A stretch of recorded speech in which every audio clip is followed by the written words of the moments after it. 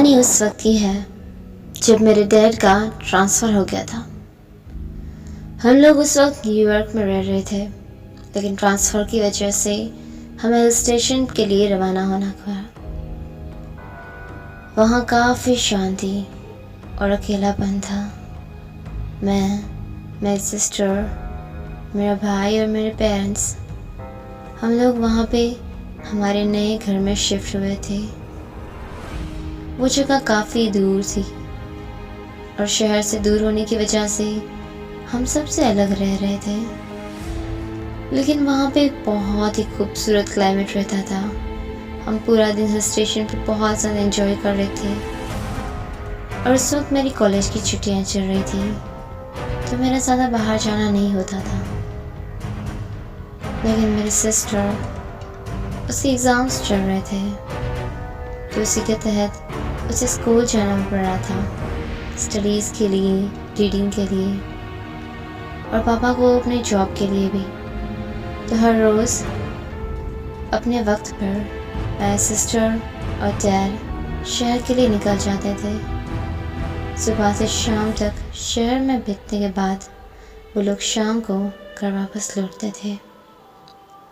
मेरी sister lucky रोज़ शाम के बाद लाइब्रेरी में रीडिंग करने के लिए जाती थी और उसके बाद घर वापस आती थी। उसकी स्कूल घर से काफ़ी दूर थी, इसलिए अप डाउन की वजह से वो थक जाती थी। सो अपना हर काम वो स्कूल में कंप्लीट करने के बाद ही घर के लिए निकलती। उसके स्कूल में एक लाइब्रेरी थी जहाँ पे उसे बहुत अच्छा लगता था रीडिंग करना, टाइम स्पेंड करना। उसके प्रिंसिपल बहुत स्ट्रिक्ट थे। उनका कहना था कि शाम को 6 बजे के बाद कोई लाइब्रेरी में नहीं रह सकता। लेकिन क्योंकि हमारा घर मेरी सिस्टर के स्कूल से काफ़ी दूर था, इसलिए ट्रैवलिंग की वजह से वो थक जाती थी और घर आने के बाद वो प्रिपरेशन नहीं कर पाती थी। उसने मैडम से काफ़ी रिक्वेस्ट की थी कि मैडम प्लीज़ मुझे परमिशन दीजिए कि मैं यहाँ पे ज़्यादा से ज़्यादा टाइम रीड कर सकूँ, क्योंकि मैं बहुत ही दूर से बिलोंग करती हूँ, तो मेरा घर पे जाकर रीड करना पॉसिबल नहीं और मेरे एग्ज़ाम सर पे हैं। प्लीज़ मेरी हालत समझने की कोशिश करें। काफ़ी समझाने की और रिक्वेस्ट करने के बाद आखिरकार प्रिंसिपल मैडम ने उसे 1 और घंटे के लिए रीडिंग की परमिशन दी और 7 बजे तक उसे वहाँ रहने की परमिशन मिल गई। अब वो काफ़ी शामों तक शाम 7 बजे रीडिंग करती और उसके बाद घर वापस लौट आती। मेरी सिस्टर को क्लास्ट्रोफोबिया था, एक ऐसी बीमारी जो अंधेरे में डर लगने जैसी होती है। इस बीमारी में अंधेरे कमरे में इंसान काफ़ी डर जाता है और उसे कई तरह के अलग अलग ख्यालात और न जाने क्या क्या दिखने लग जाता है। मेरी सिस्टर का भी कुछ ऐसा ही हाल था, इसलिए वो हर शाम 7:30 या 8 तक घर वापस लौट आती। एक वक्त को ऐसा हुआ कि मेरे पापा को अपनी जॉब के सिलसिलों से 1 हफ्ते तक घर से दूर रहना पड़ा। मेरे पापा उस वक्त शहर में 1 हफ्ते के लिए रहे थे और घर पर हम सब अकेले थे, मैं, मेरी सिस्टर, मम्मा और भाई।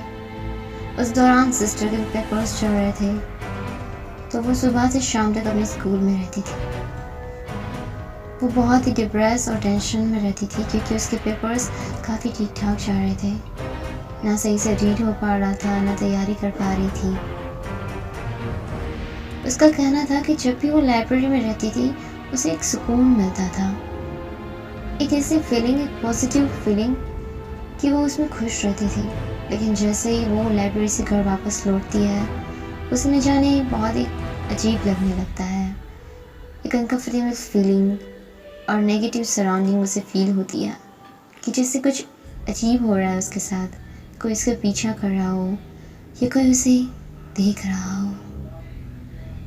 वो कई बार इस बात का जिक्र करती थी, लेकिन हमें ऐसा लगता था कि काफ़ी ज़्यादा ट्रैवलिंग और रीडिंग की वजह से शायद उसे ये वहम हो रहे हैं। लेकिन हमें कहाँ पता था ये वहम सच निकलेंगे।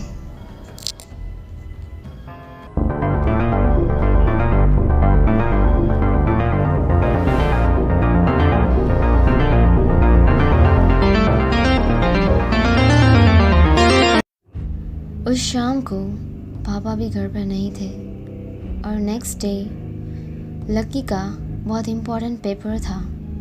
तो उसने अपनी मैडम से बहुत ज़्यादा रिक्वेस्ट करी, मिन्नतें करी और उनसे कहा कि कुछ भी हो जाए प्लीज़ सिर्फ आज के लिए मुझे परमिशन दीजिए कि मैं यहाँ पर रहूँ और रीडिंग कर सकूँ, क्योंकि अगर मैं घर जाऊँगी तो मेरा रीड नहीं होगा और मैं नहीं चाहती कि मेरा कल का पेपर बुरा जाए।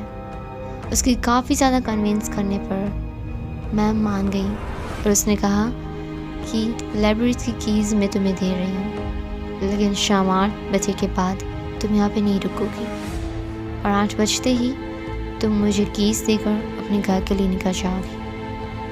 मेरे सिस्टर ने उनकी बात की सहमति करी और उसके बाद मैडम वहाँ से जा चुकी थी। शाम के 7 बजे हुए थे। स्कूल के सारे स्टूडेंट्स 6 बजे ही जा चुके थे। उस वक्त सिर्फ मेरी सिस्टर और मैम ही थी पूरी स्कूल और लाइब्रेरी कैंपस में। मैम के जाने के बाद लकी पूरी तरह से अकेली थी। उसे अकेले रहकर रीडिंग करना पसंद था, इसलिए वो अपने आप में और किताबों में इतनी हद तक खो गई कि उसे अपने आसपास का कुछ भी पता नहीं था। वो बस अपनी धुन में खो गई थी। रीडिंग करते करते उसे इस बात का भी अंदाज़ा नहीं रहा कि उसने वक्त का ध्यान ही नहीं दिया। और जैसे ही उसका ध्यान गया, उसने देखा कि घड़ी में 10 बज चुके थे। बहुत ही लेट हो चुका था और उस वक्त वो सिर्फ अकेली थी उस वीरान सुनसान जगह में। किताबों के बीच वो अकेली लड़की एक इकलौती लाइट के नीचे बैठे बैठे रीड कर रही थी। उसने सोचा कि अब आगे का वो घर जाके कवर करेगी, इसलिए उसने बाकी सारी बुक्स को सही से अरेंज किया। लाइब्रेरी लॉक करने के लिए वहाँ से खड़ी हुई, लेकिन फिर से वही चीज़। जैसे ही वो लाइब्रेरी से निकलने लगी, उसे फिर से कुछ अजीब सी फीलिंग्स आने लगी, मानो जैसे कोई उसका पीछा कर रहा हो या कोई उसे उस तरफ खींच रहा हो कि वो वहाँ से ना जाए। उसे कदम बढ़ चुके थे। हेलो व्यूअर्स आउट देयर, ये कहानी का सेकंड पार्ट कुछ वक्त में आ जाएगा, so till wait for that. और मैंने जैसे पहले बताया था कि मेरे पास मूवीज़ और स्टोरीज़ की स्क्रिप्ट और सबस हैं। अगर आप उसमें इंटरेस्टेड हैं, अगर आपको वो चाहिए तो you can ask us in comment box या फिर हमें ईमेल भी कर सकते हैं। Thank you.